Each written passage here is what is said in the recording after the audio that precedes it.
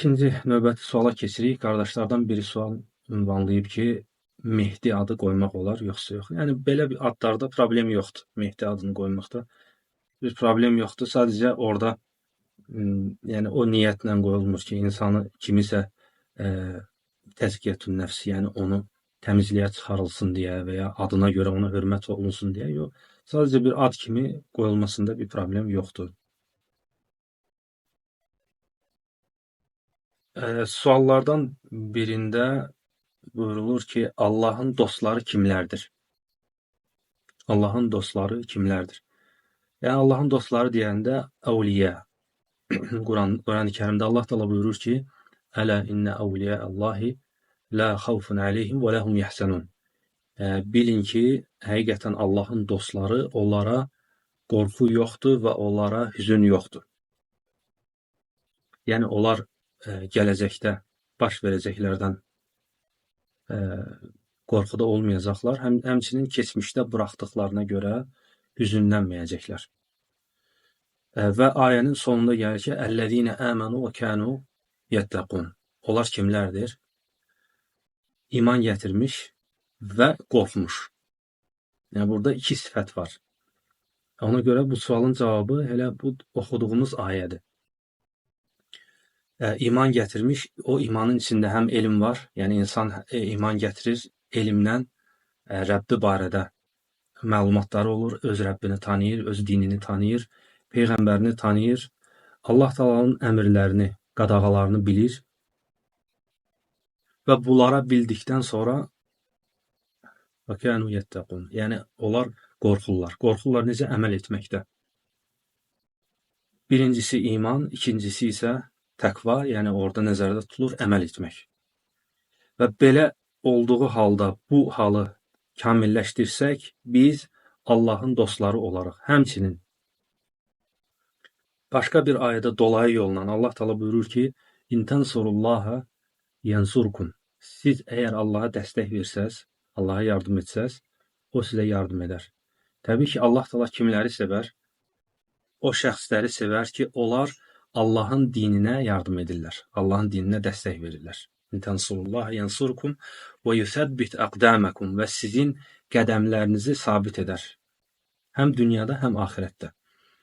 Deməli, biz həmçinin dolayı yolla da desək, əgər Allahın dostu olmaq istəyiriksə, biz onun dininə dəstək verməliyik. Birinci, öz əməllərimizdə, ikincisi, Allah Taala'nın sevdiyi məsələlərdə, bizdən kənar məsələlərdə, o məsələlər ki, insanlarla bağlıdır, o məsələlər ki, Allahın dinini yaymaqla bağlıdır, o məsələlər ki, müamilə ilə bağlıdır, insanlara olan münasibətlə bağlıdır.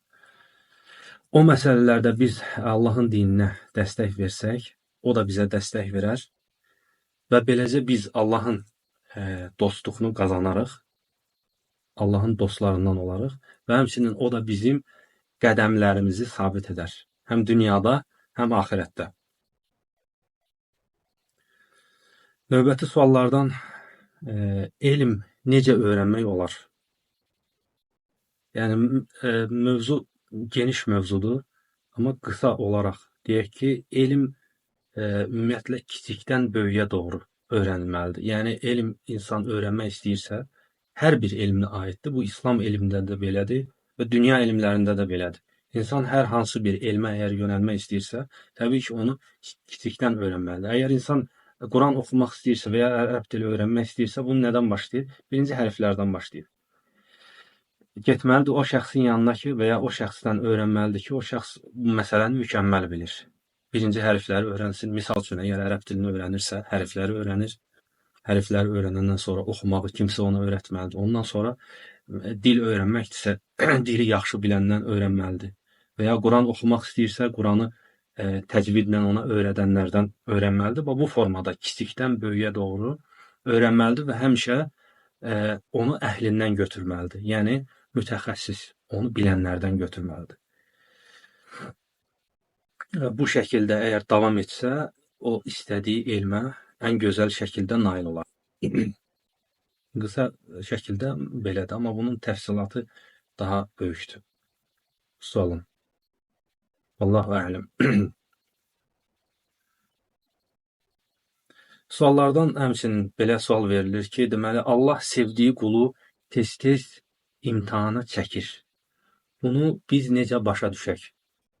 Yəni Allah öz qulunu tez-tez imtahana çəkir. Bunu başa düşmək üçün biz birinci baxmalıyıq Qurani-Kərimdə misallara və hadisələrə.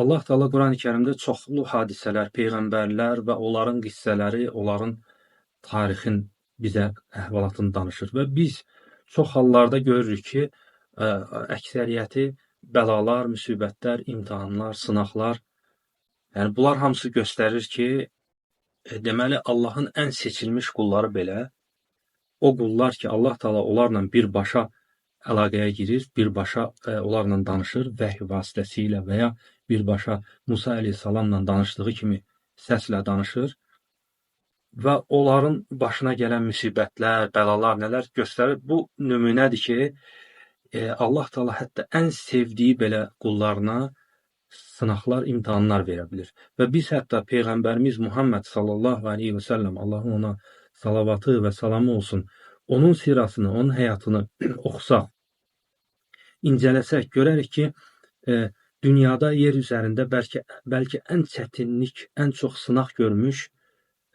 insanlardan biri olub. Və bu dəqiqə bütün dünyaya bir nümunədir. Səbir etməkdə, itaətkarlıq göstərməkdə, Rəbbindən razı qalmaqda. Təkcə biz əgər siranı oxusaq, Peyğəmbərimizin həyatını oxusaq, oradan böyük bir ibrət götürərik və bu sualın cavabını orada taparıq. Allah sevdiyi qulu imtahana çəkir, necə başa düşək? Bəli, elə başa düşək ki, ən çox sevdiyi qullar Peyğəmbərlərdir. Onlar sınağa çəkilib və onlar bu sınağı necə keçiblər? Onlar bu sınağı necə keçirlər? Bu sualın ən qısa, rahat cavabı odur ki, onlar bu sınaqlardan yalnız razılıqla keçiblər. Razılıq göstəriblər. Deməli, sınaqdan keçməyin ən böyük əlaməti nədir? Yəni, sınaqdan yaxşı keçməyin ən böyük əlaməti nədir? Ən böyük əlaməti odur ki, razılıq. Və biz də Peyğəmbərdən və digər Peyğəmbərlərdən də yalnız bunu görmüşük. Onlar Allah yolunda döyülüblər, söyülüblər, yurtlarından, məskənlərindən qovulublar, onlara qarşı döyüşülüb, daim ölüm təhlükəsi olub. Halbuki onlar insanlardan heç bir şey istəməyiblər. Allahın dinini təbliğ etməkdən ötürü onlardan əvəzində bir mal, pul, heç nə istəməyiblər. Hətta Qurani-Kərimdə də belə gedir ki, biz bunun əvəzində sizdən heç nə istəmirik. Biz istəyirik ki, siz yalnız Allaha ibadət edəsiniz, ona heç bir şeyi şərik qoşmayasınız və Allahın əmrlərini, qadağalarını yerinə yetirəsiniz. Təbii ki, insanlar da daim toplum olaraq əmrlərlə, qadağalarla yaşamaq istəməyiblər. Ona görə Peyğəmbərlərə qarşı dirənc, təpki göstəriblər, müqavimət göstəriblər və onlar da, Peyğəmbərlər də bu müqavimətə dözüblər. Və bu imtahanlar da nəyi göstərir? Bu imtahanlar da göstərir ki, əgər Peyğəmbərlər sınağa çəkilirsə, adi insanlar da sınağa çəkilə bilər. Bəli, insan xəstəliklə sınağa çəkilə bilər. İnsan mal qıtlığı ilə sınağa çəkilə bilər. İtki ilə sınağa çəkilə bilər. Övladın olmaması ilə sınağa çəkilə bilər və ya pis övladla sınağa çəkilə bilər. Pis qohumlarla sınağa çəkilə bilər və müxtəlif bəlalar. Yəni biz dünya həyatında yaşayırıq və dünya həyatının əsas məqsədlərindən də biri odur ki, insanlar burada imtahan olunsun, imtahandan keçsinlər. Əgər biz başa düşsək, dərk etsək ki, biz imtahan, sınaq diyarındayıq, onda başa düşəcəyik ki, yəni tez-tez imtahana çəkilməyin mənası nədir və xüsusən də iman əhli nəyə görə sınağa çəkilir? Ona görə sınağa çəkilir ki, hətta yaxşılarla pislər seçilsin. İddia edənlərlə həqiqi iman gətirənlər fərqlənsin. Yəni, bir insanlar deyir ki, biz Allaha iman gətirdik, amma onlar çətinliyə düşəndə tez bir zamanda öz Rəbbindən uzaqlaşır, öz Rəbbindən narazı qalır və deyir ki, Rəbbim məni alçatdı, mənə vermədi, məni çətinliyə saldı. Amma iman əhli nə deyir? İman əhli deyir ki, həmd olsun Allaha, hər bir halda Allaha həmd olsun və bu sınaqdan belə keçir. Nə başına gəlirsə gəlsin, hansı bir müsibət gəlirsə gəlsin, yenə öz itaətində davam edir, öz ibadətində davam edir. Kiçik bir haşiyə çıxaq. Tabiinlərin dövründə, yəni Peyğəmbər sahabilərini görmüş şəxslərin dövründə yaşayanlardan bir qissə var. Deyir ki, bir tabiinlərdən biri bir evin yanından keçir, bir daxmanın yanından keçir və daxmanın yanından keçəndə həzin bir səs eşidir. O daxmanın içindən bir həzin səs eşidir və görür ki, insan elə gözəl sənalarla, həmd sənalarla Allaha həmd səna eləyir. Elə bir razılıq edir, sanki nəsə çox böyük bir şeylər əldə eləyib, böyük bir nemətlər, lütf. Amma balaca bir daxmadır. Qəribə gəlir ki, görürsən bu daxmanın içində bu səs kimin səsidir ki, bu qədər öz Rəbbindən razıdır. Və maraqlı gəlir və girir o daxmanın içinə və görür ki, daxmanın içində bir insan uzanıb, ayaqları kəsilmiş, əlləri kəsilmiş, xəstə olub və gözləri də kördür. Kiminsə baxımı altındadır. Və bu halda bu Allahı bu qədər həmd sana eləyir. Çox təəccüblənir ki, yəni əlləri olmayan, ayaqları olmayan insan, hətta gözləri kör olmuş insan bu qədər Rəbbindən razı necə qala bilər? Allahı təriflər edir ki, ey Rəbbim, sən mənə elə nemət vermisən ki, yəni aləmlərdən çoxlarına bu neməti verməmisən. O deyir ki, sənin halva salam verir və deyir ki, sənin halva çox təəccübləndim, sənin təriflərini eşitdim ki, sən bu qədər Allaha tərif edirsən. Sən bu halında bu qədər Rəbbinə necə şükür edə bilərsən? Sənin nə ayaqların var, sənin nə əlin var, sənin nə gözün görür, sən kimdənsə asılısan, sənə baxırlar. Bu halda sən bu qədər necə razılıq? Deyir ki, vay olsun halva. Məyər deyir, Allah Taala mənə o qəlbi verməyib ki, o qəlb onu tanıyır. Allah tanıyan qəlb verməyibmi? Məyər deyir, Allah Taala mənə elə bir dil verməyib ki, onu xatırlayım, Allahı zikr edim. Məyər deyir, bundan daha böyük nə nemət verilə bilərdi mənə? Onu tanıyan qəlb, onu xatırlayan dil. Doğrudan da, subhanallah, yəni insan dünya həyatında böyük bir sınaqdadır. Onsuz bu dünya həyatı tez gəlib keçəcək. İstəyir insanın ayağı olsun, istəyir ayağı olmasın, istəyir gözü görsün, gözü görməsin. Allah Taala çətin sınaqlarla bizi sınağa çəkməsin. Təbii ki, heç birimiz istəmərək ki, Rəbbimiz bizi ağır sınaqlarla sınağa çəksin. İnsan daim afiyət istəməlidir Allahdan. Peyğəmbərimiz sallallahu əleyhi və səlləm, Allahın ona salavatı və salamı olsun, deyir ki, Allahdan daim afiyət istəyin. Həqiqətən insana afiyətdən daha böyük bir şey verilməyib. Yəni afiyət odur ki, insan dinində, dünyasında salamatlıq içərisində olur. Həm bədənində sağlam olur, dinində salamat olur, günahlardan, fəlakətlərdən, bəlalardan uzaq olur. Budur afiyət. Biz bunu daim Allahdan istəməliyik. Amma Allah Taala bəzən insanları sınağa çəkir. Bəzilərini xəstəliklə, çətin ağır sınaqlarla kimin gözünü alır, kim görə bilmir, kimin ayaqlarını alır, kimin əllərini alır. Və hər bir sınaqda da ona o insanın daşıya biləcəyi bir yükü ona verir. Hər kəs özünün daşıya biləcəyi bir yüklə bu dünyada yaşayır.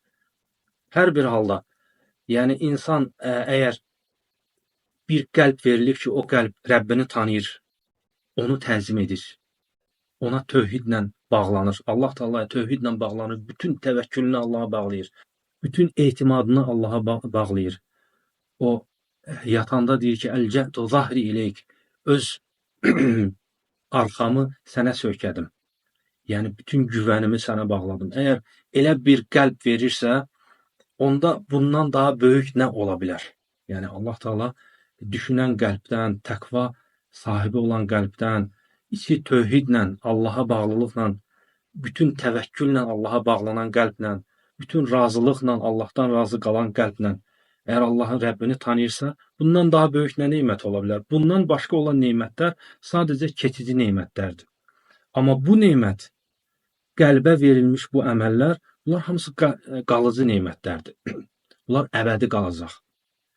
Bu elə bir nemətdir ki, bunun sonu cənnətdir. Cənnətin sonu yoxdur. Cənnətdə olan nemətlər tükənmir. Bundan böyük daha nə nemət ola bilər? Ona görə də o tabin, yəni o verdiyi sual tam yerində idi. Yəni Allah Taala əgər ona baxmayaraq ki, gözünü əlindən alıb, əllərini alıb, ayaqlarını alıb, amma qəlbini saxlayıb, qəlbində olan iman, yəqinlik, təvəkkül, sevgi qalıb. Onu xatırlayan dil qalıb. Allahı xatırlaya bilir, Allahı zikr edə bilir. Yəni bu dünyada ona lazım olan ən əsas şeyi saxlayıb. Baxımı da o keçicidir. Zaten artıq onun üstündən 1400 il keçib, 1500 il keçib düzdür. Və biz də bu formada yaşayıb bu dünyadan gedəcəyik. Və bizə nə qalacaq? Bu dünyada olan qəlbimiz. Nə hansı qəlblə Allaha getdiksə, o qəlb. İllə mən ətəllaha bi qalbin səlim. Yalnız Allaha salamat qəlblə gələn. Görürsüz? Yəni Allah Taala demədi salamat bədənlə, salamat ayaqla, salamat gözlə, xeyr. İllə mən ətəllaha bi qalbin səlim. Yalnız kim salamat qəlblə gələrsə. Salamat qəlb deyəndə nə nəzərdə tutulur? Nəzərdə tutulur ki, o qəlb tövhidlə dolu olub. O qəlb ki, şirkdən uzaq olub. Allaha şərik qoşmaqdan uzaq olub. O qəlb ki, içi təvəkküllə dolu olub. O qəlb ki, onun içində təqva olub. Allah qorxusu olub. O qəlb ki, daim Allahın nəzarətini hiss eləyib. O qəlb ki, günaha heç vaxt meyl eləməyib. O qəlb ki, nəinki əməl olaraq, hətta qəlbindən belə günah əməlləri uzaqlaşdırıb. Hətta düşünməyini belə, günahı düşünməyi belə qəlbindən uzaqlaşdırıb. Bəli, bu qəlbdir ki, islah olmuş qəlb, hansı ki, qiyamət günü Allah Taala onlara dəyər verəcək. İllə mən ətəllaha bi qalbin səlim. Kim ki, salamat qəlblə öz Rəbbinə doğru gələrsə. Bu sualın da cavabını bacardıqca verdik. Növbəti suallara da inşallah növbəti görüşlərdə Allahın izni ilə cavab verəcəyik.